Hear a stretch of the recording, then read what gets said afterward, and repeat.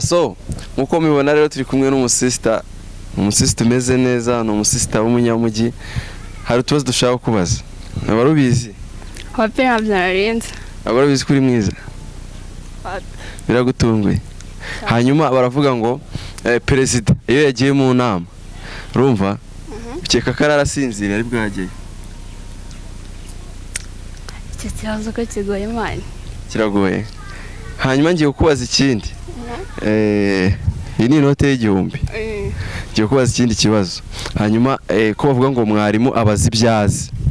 Ni ibiki abazi? Ibyo yigisha nyine ubwo abizi. Oya kandi abisoma mu gitabo. Abarize ati kandi abisoma mu gitabo.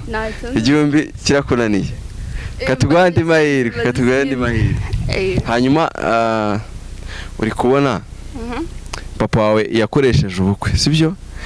Amara gukoresha ubukwe, mama wawe nawe abizi. Akimara kugutwita yakubwiye inkuru ye. Ko bavuga ko umwana yari mu ndaba yumva. Ndabizi inkuru ya mbere yaheraho n'ubukwe uko bwagenze bwa mama na papa wawe. Warabyumvisha? Yakubwiye ngo iki? Kandi wari uruhinja warabashije kumva wavutse? Narabyumvisha.